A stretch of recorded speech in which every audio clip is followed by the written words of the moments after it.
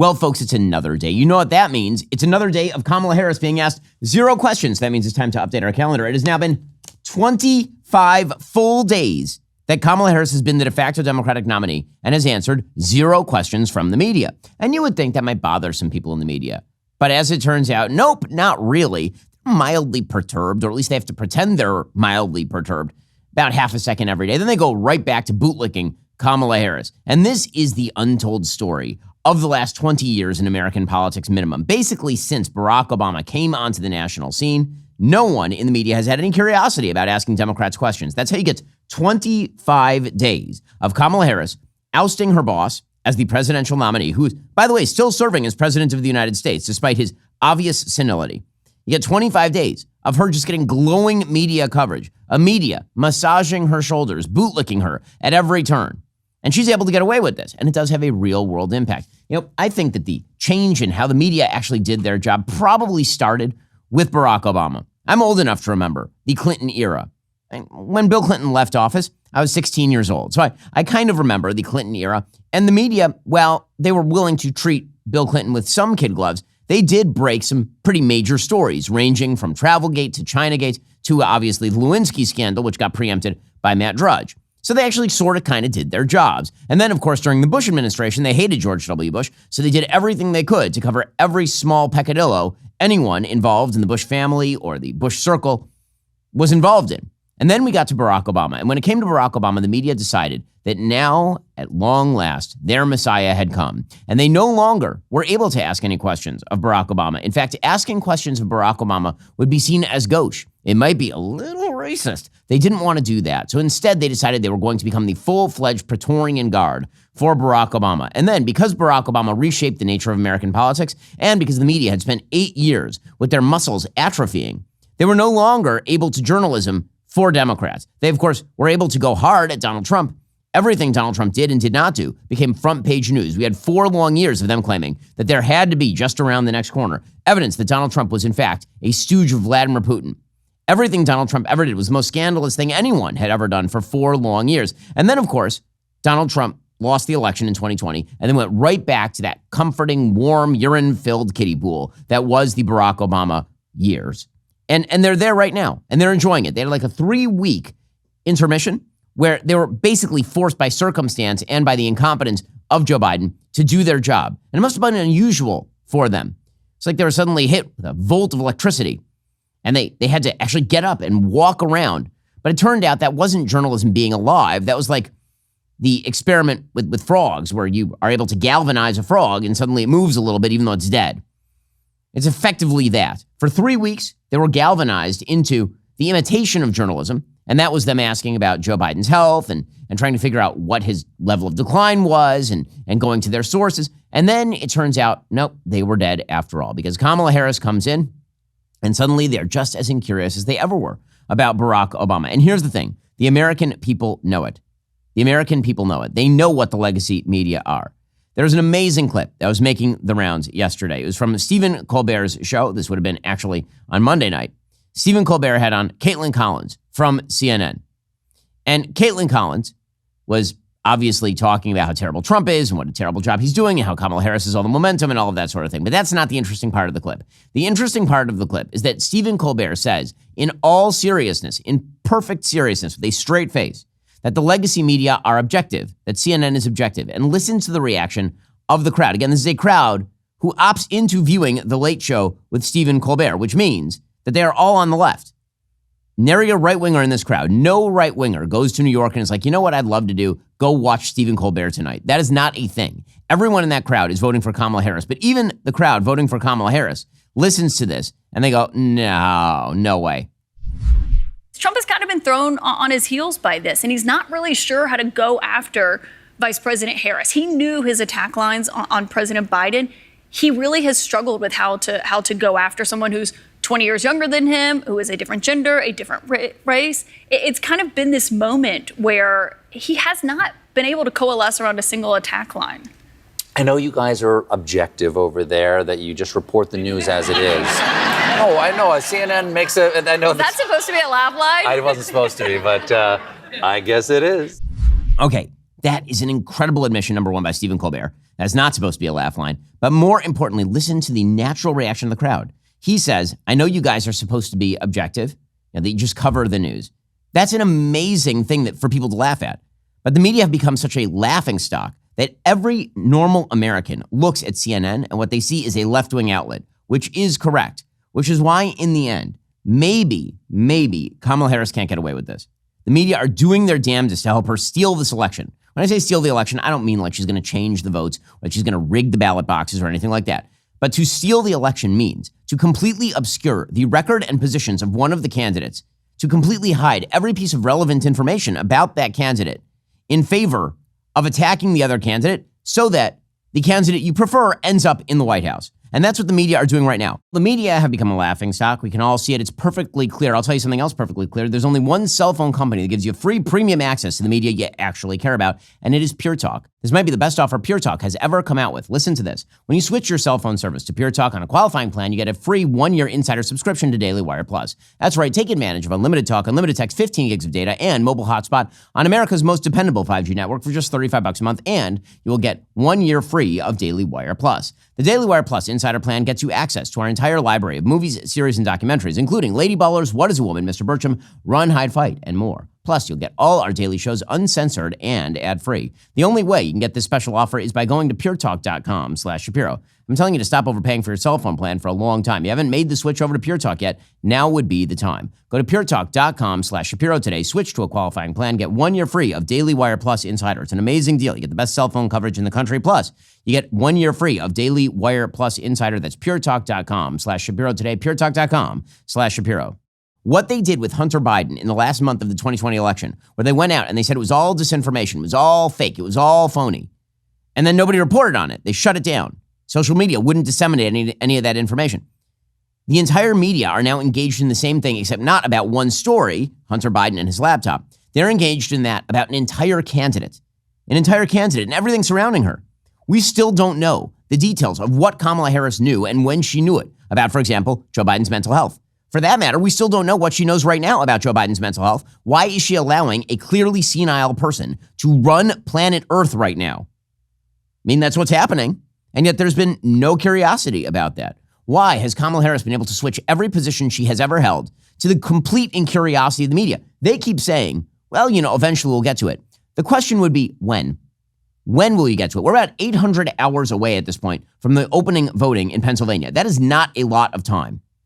We are getting down to crunch time. People are going to start turning in their ballots right now, pretty much. And the media are just trying to hold this, again, 25 days. 25 days. That's insane. I mean, you understand that if you go back 25 days, that's when Joe Biden stepped out of the race. And if you went back 25 days before that, that was before the first debate. That's how long a period 25 days is in American politics. And Kamala Harris has been able to skate completely across the campaign with not even a ripple from the legacy media. In fact, the legacy media are going out of their way to claim that the media are actually right-wing and are bending over backward in order to take care of Donald Trump and the right. This particularly stupid argument, which finds its roots probably in Noam Chomsky's Manufacturing Consent, an idiotic book by a foolish man. The idea being that corporations run the media, therefore the media is a right-wing tool of these evil capitalists or some such nonsense. The left has been continuing to try and prop up this line for, decades at this point. It doesn't work at all. Here is a left-wing guest on left-wing MSNBC, on left-wing Morning Joe, trying to explain the left-wing media are actually secretly right-wing.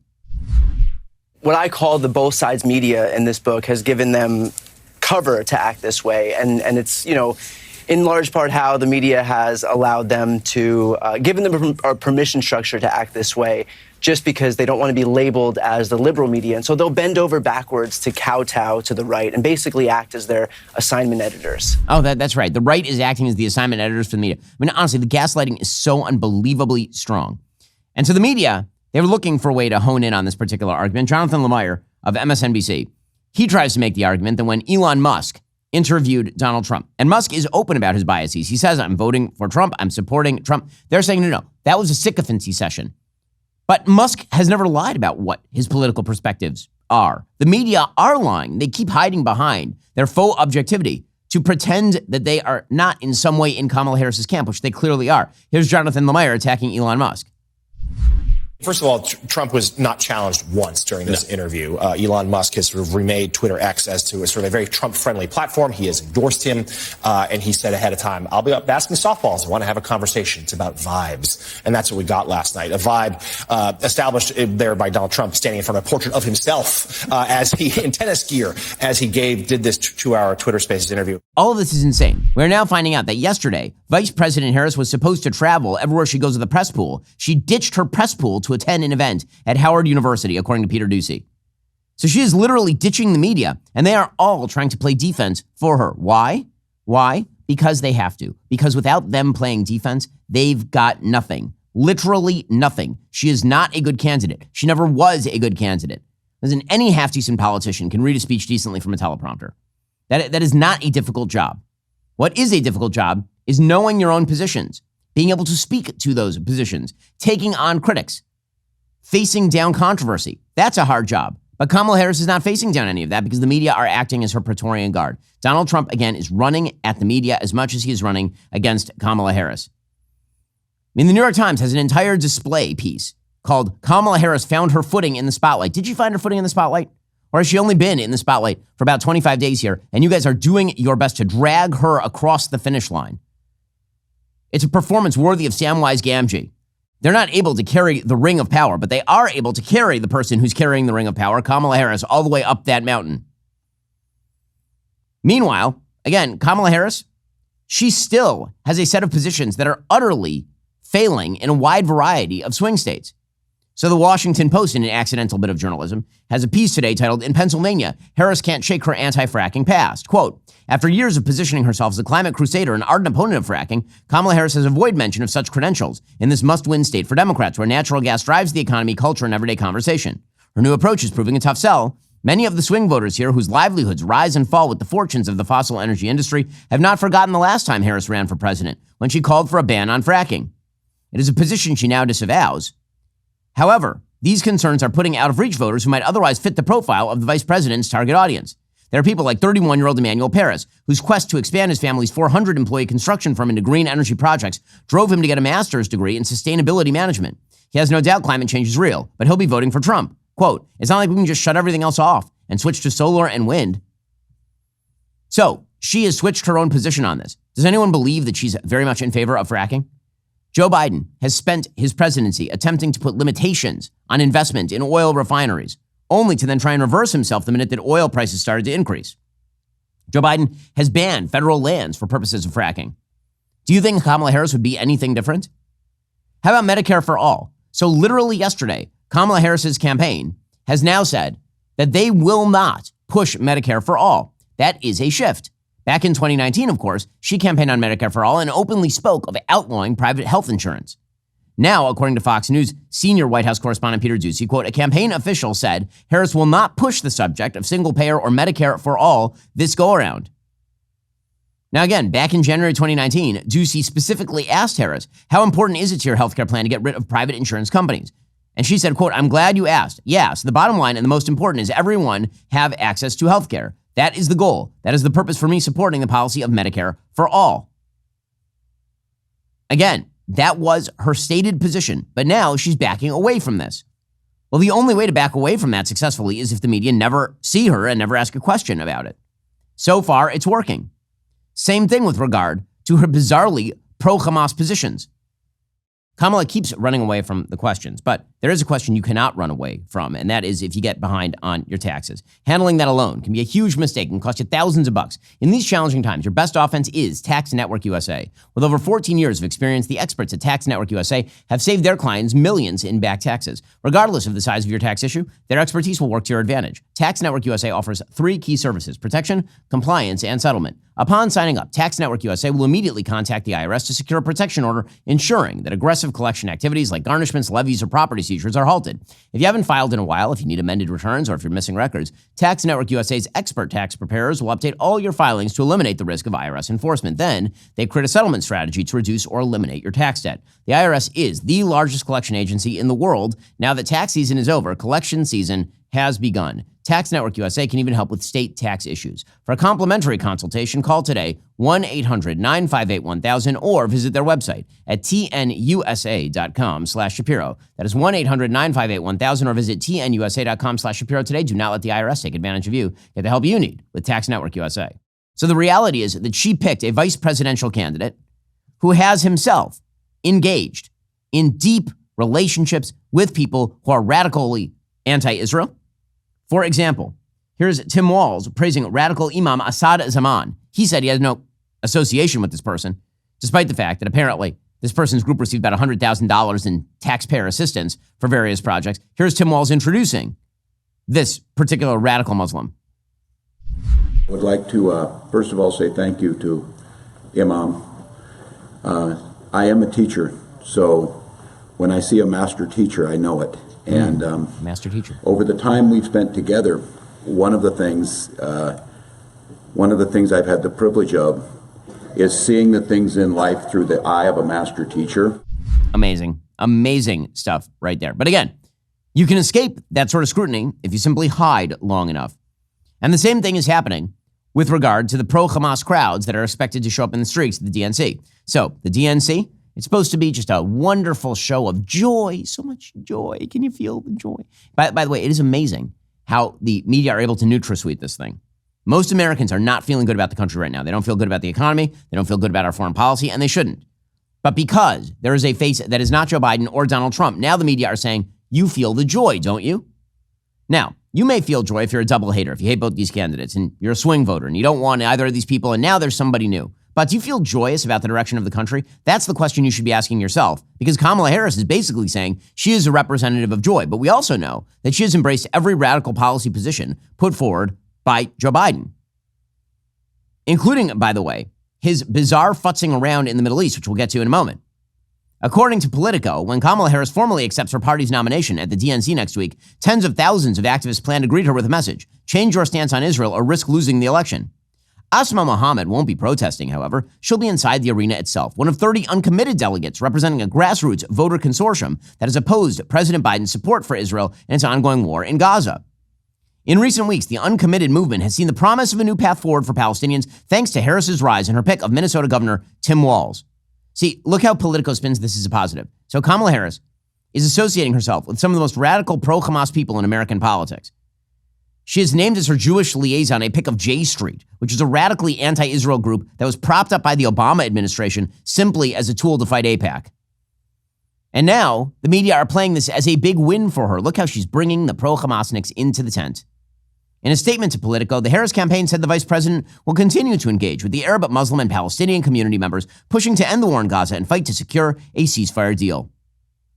As she has said, according to a spokesperson, it is time for the war to end in a way where Israel is secure, hostages are released, the suffering of Palestinian civilian ends, and the Palestinian people can realize their right to dignity, freedom, and self-determination. Good luck. Well, if she's got a magic wand, would love to hear about it. But the whole point here is that this Politico piece is focused on a pro-Hamas activist who now says that she is very much in the Harris camp. Apparently, she's very happy about the tonal switch. She says the path to victory runs through Michigan. She said there's not a lot of time for people to make big decisions. Having that plan ahead of the DNC would be incredibly helpful, not just to delegates, but to people who are feeling completely left out, disenfranchised, and hopeless in November. She says, we're really relieved Josh Shapiro wasn't the pick. Governor Walz has been a big supporter of Israel, but he's also had some nice things to say about the uncommitted movement, about these people who are a part of the party and they deserve to be heard. I've worked with Governor Walz to pass some really good legislation.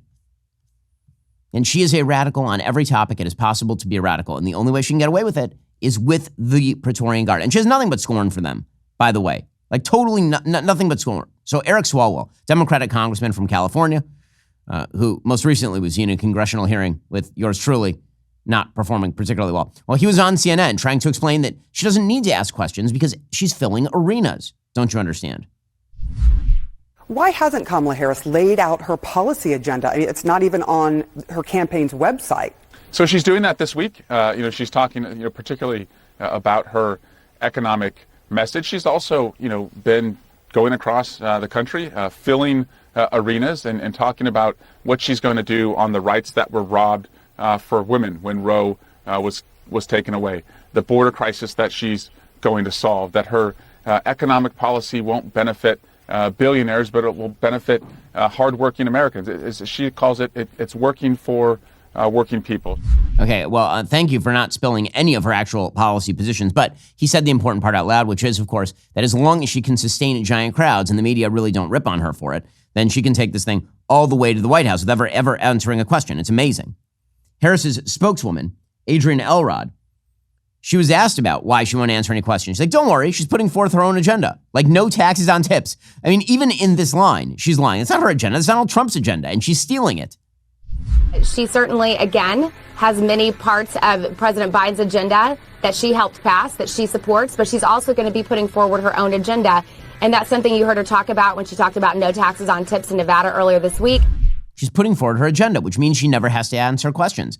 I really did not realize that was, the way this works, that if you put forward agenda items, you no longer have to answer questions. But apparently, that is the way that it works. Anderson Cooper, playing full defense on CNN, he was talking with Scott Jennings, who's a sort of Republican representative on CNN. He is the face they put on the network to represent conservatism some of the time.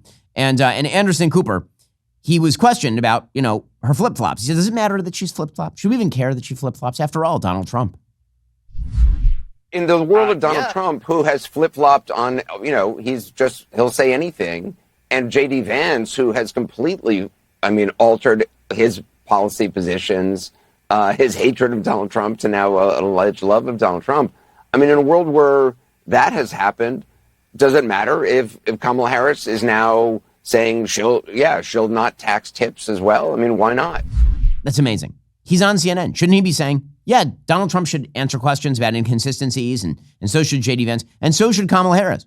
But it's whataboutism at the finest level. Well, trusting the media is a stupid move, but it's smart getting life insurance. Policy Genius will help you do it. Policy Genius helps you get the life insurance you need so fast so you can get on with your life. As the country's leading online insurance marketplace, Policy Genius gives you peace of mind knowing if something were to happen to you, your family could cover their expenses while getting back on their feet. With Policy Genius, you can find life insurance policies starting just $292 per year for $1 million in coverage. Some options are 100% online and let you avoid unnecessary medical exams. Policy Genius has licensed award-winning agents and technology that make it easy to compare life insurance quotes from America's top insurers and find the lowest price. Their team of licensed experts is on hand to help you through the process. So, if you already have life insurance policies through work that might not offer enough protection for your family's needs, might not follow you if you leave your job, Policy Genius works for you, not the insurance companies, which means they don't have the incentive to recommend one insurer over another. Don't put off your life insurance. Make it easy with Policy Genius. Head on over to policygenius.com/Shapiro or click that link in the description. Get your free life insurance quotes. See how much you could save. That's policygenius.com/Shapiro. Again, policygenius.com/Shapiro to get started today.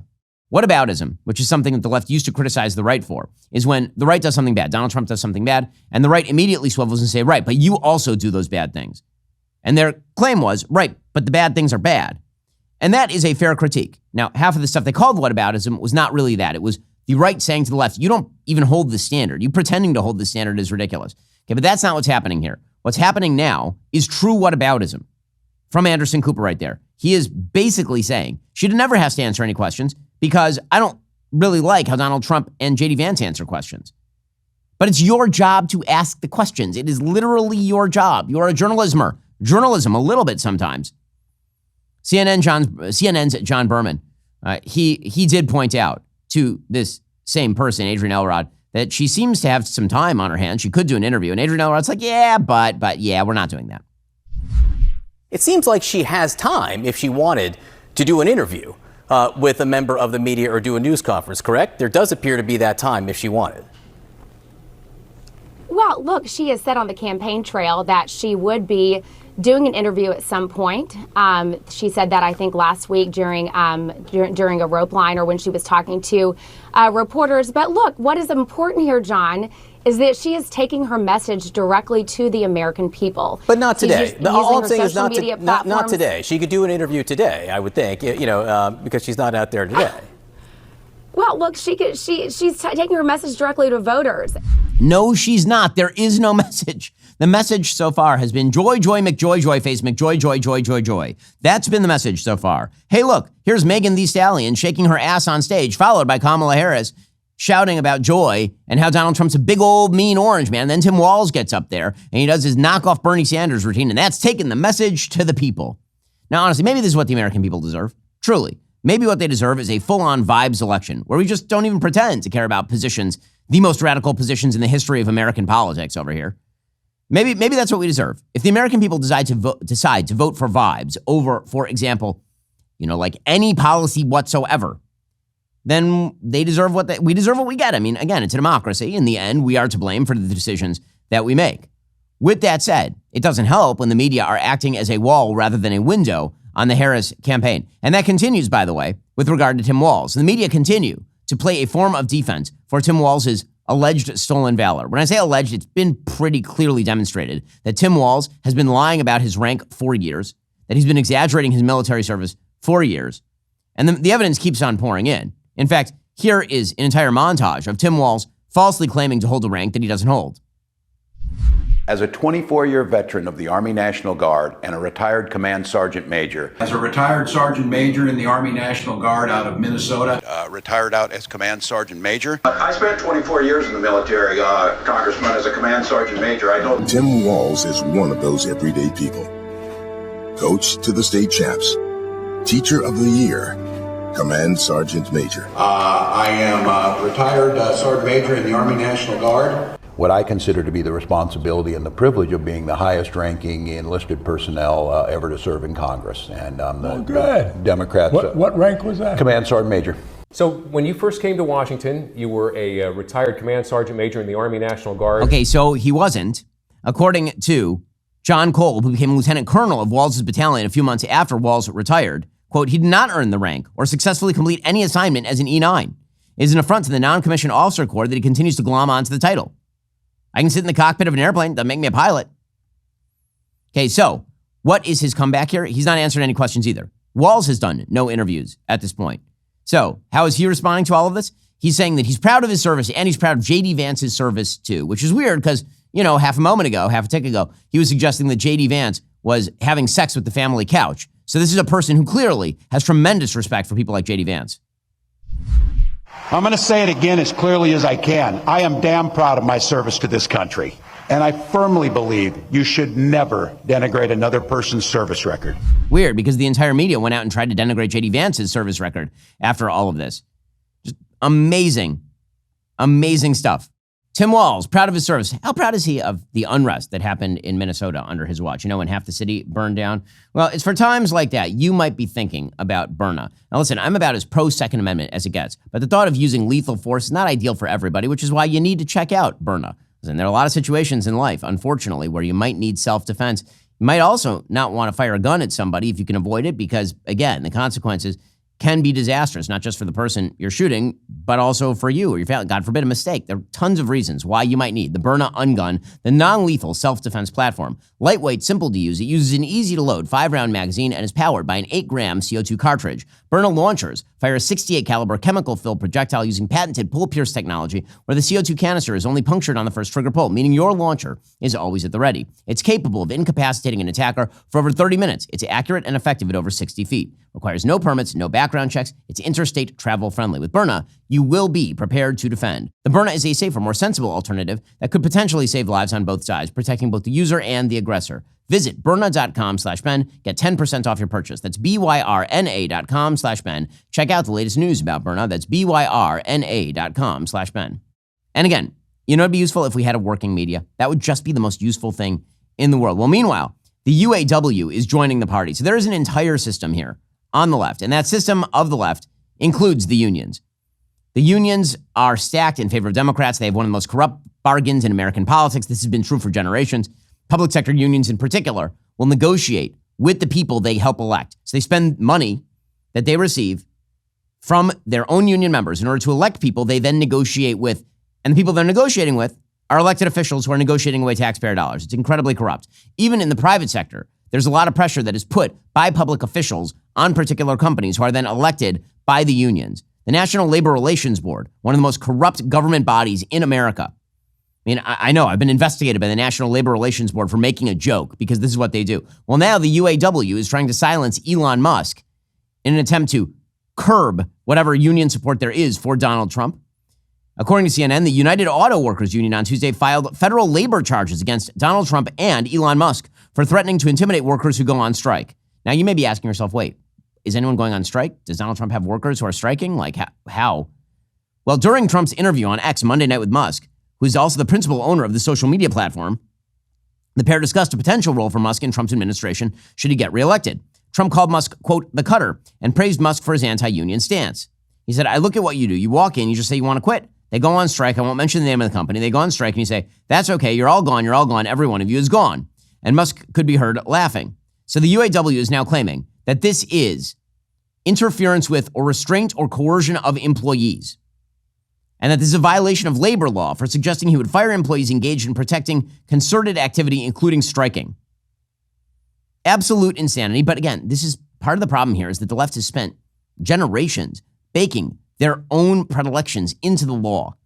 And then they use that law as a tool to silence all the people they don't like. And that's particularly true of Elon Musk and Donald Trump. That's why the UAW is now trying to activate the National Labor Relations Board. Now, is this frivolous? Of course it is. Will the NLRB find a violation here? Of course they won't. But it's all political, because everything is political. Everything in this day and age is political, which is why the media are a joke. It's why people en masse were laughing at Stephen Colbert when he suggested that CNN is an objective media outlet, because they absolutely are not. And if they were an objective media outlet, they might ask where the president of the United States is at some point. Like, what is he doing? Where is he? He's been doing interviews. His interviews are not good. And he's been kind of dodging work, ditching work, going to the beach. So yesterday, he was asked about Russia and Ukraine heating up. There's been a full-scale Ukrainian incursion into Russia. It's the biggest offensive move by the Ukrainians since the beginning of the war. And here was Joe Biden's not particularly convincing or edifying answer. What do you have to say about what's happening in Russia and Ukraine? Have you spoken with anyone in the Ukrainian government? I've spoken with my staff on a regular basis, probably every 4 or 5 hours for the last 6 or 8 days. And it's creating a real dilemma for Putin. And we've been in direct contact, constant contact with the Ukrainians. That's all I'm going to say about it while it's active. Okay, he has nothing to say about any of this. He speaks to his staff regularly when they come to check his bedpan. That guy, the idea that he is running planet Earth right now is just beyond the capacity of normal humans. It's the stupidest thing I've ever heard. He was so not with it, they tossed him as a nominee, and suddenly they're leaving him in the White House for the duration.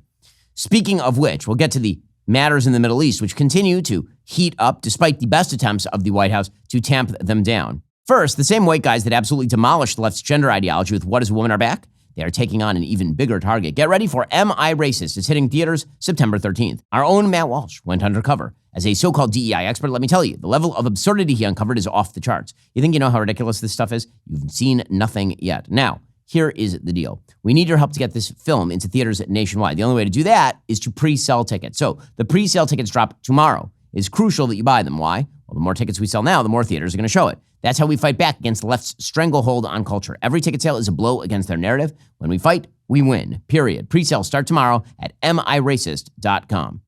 Perhaps the most hilarious story in all this disinformation and misinformation coming from the mainstream media, is the fact that the Harris campaign is so insecure that despite the fact the entire legacy media are on her side, apparently the Harris campaign put out Google ads to rewrite news headlines. I'm not even kidding. This is Axios reporting, quote, the Harris campaign has been editing news headlines and descriptions within Google search ads that make it appear as if The Guardian, Reuters, CBS News, and other major publishers are on her side, Axios has found. Now, here's the thing. They are.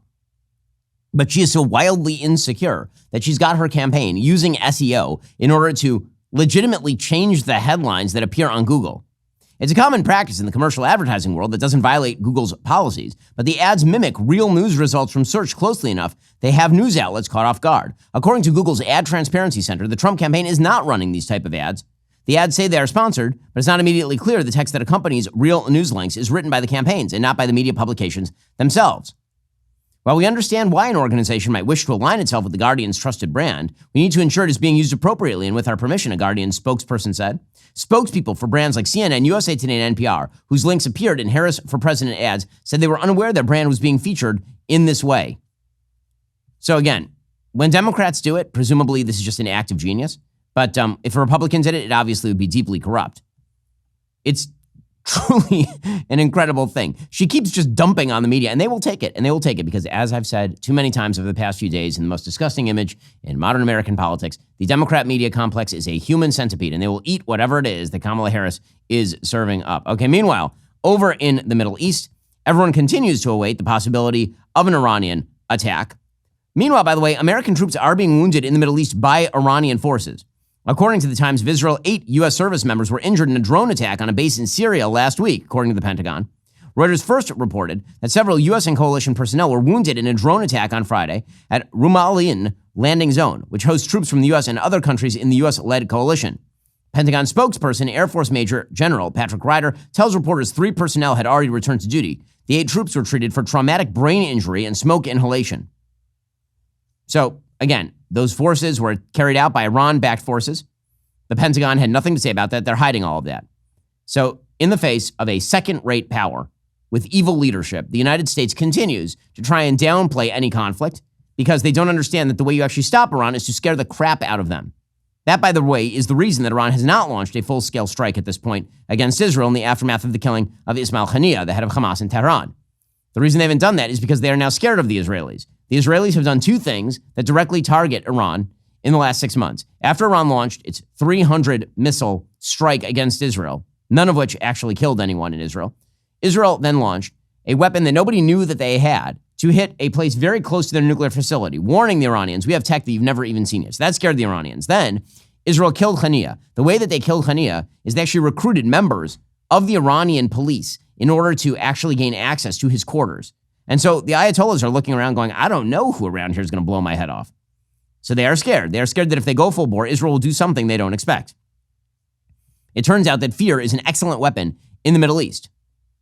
Meanwhile, the White House continues to try to kowtow to Iranian wishes. So what are they doing? They're trying to cram down a ceasefire deal on Israel without Hamas even participating. Hamas has said they're not even showing up to a negotiation on Thursday, a planned hostage summit. And the New York Times is reporting that Hamas will not participate. Is that stopping the Biden administration from trying to push forward negotiations with no partner? Of course not.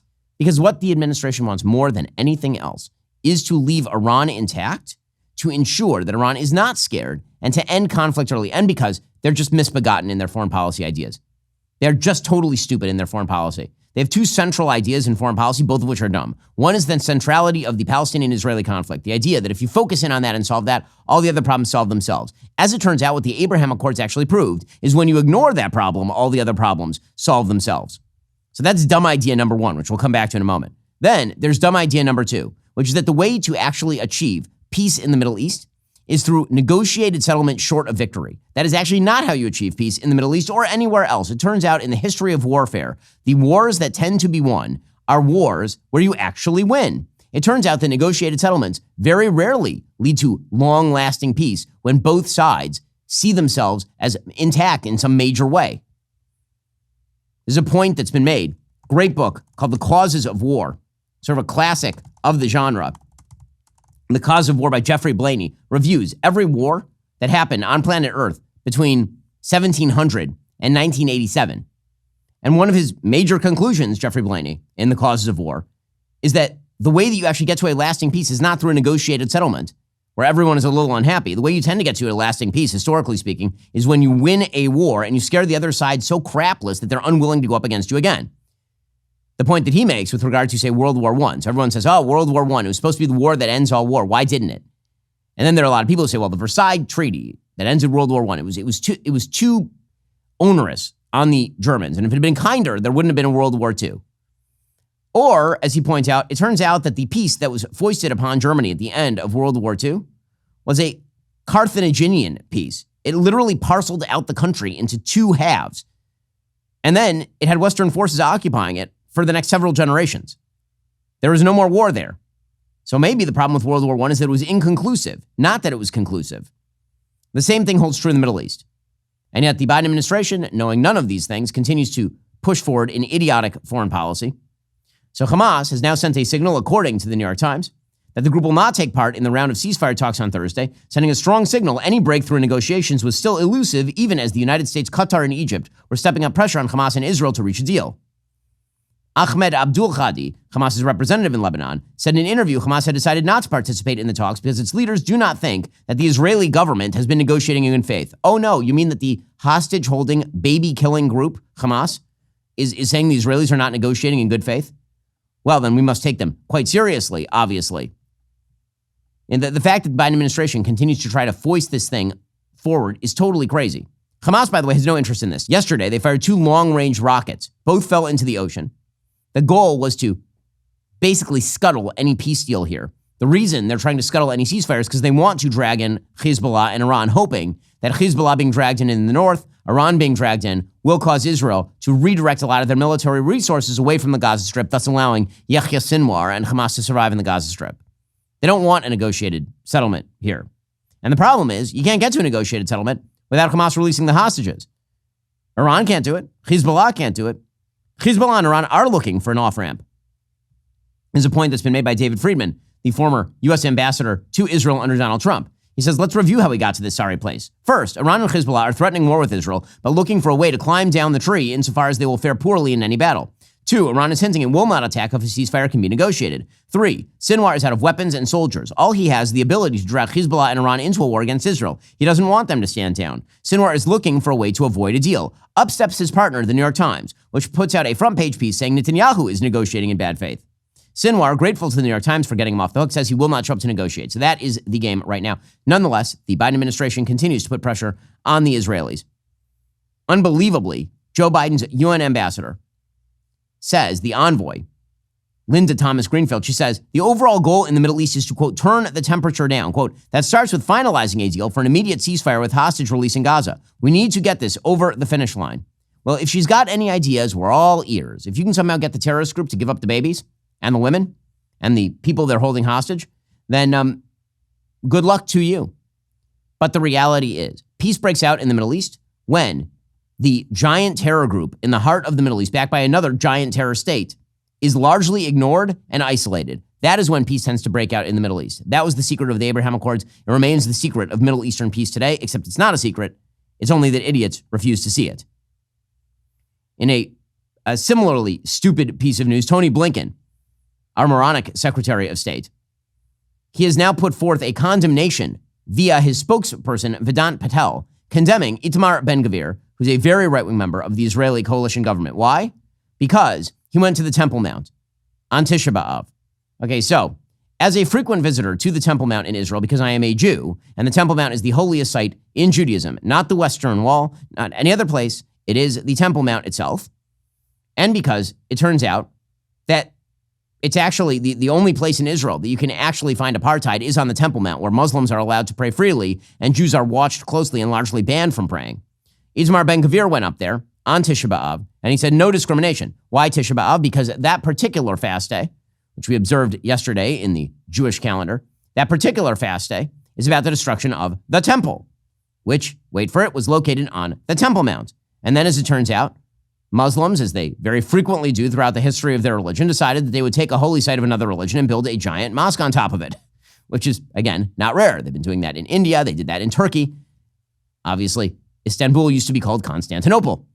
So the fact that Jews went up there to pray, that being treated as some sort of outrage by the Blinken State Department is idiocy of the highest order. Blinken said, quote, these provocative actions only exacerbate tensions at a pivotal moment when all focus should be on the ongoing diplomatic efforts to achieve a ceasefire agreement and secure the release of all hostages and create the conditions for broader regional stability. If you think that Hamas is being held back from giving up hostages because Jews went up and walked around on the Temple Mount, got another think for you. That ain't the problem. The problem is the Jews existing in the Middle East, not the Jews praying. But again, leave it to Tony Blinken to take the dumbest possible position. In a piece of good news, for which they do deserve some credit, Tony Blinken finally has approved weapon sales of more than $20 billion to Israel. Now, again, it really was not up to him. Congress passed a $20 billion aid package months ago. Tony Blinken has been holding that up. Apparently, that includes F-15 fighter jets and about 33,000 tank shells. However, the F-15s are not expected to arrive for several years.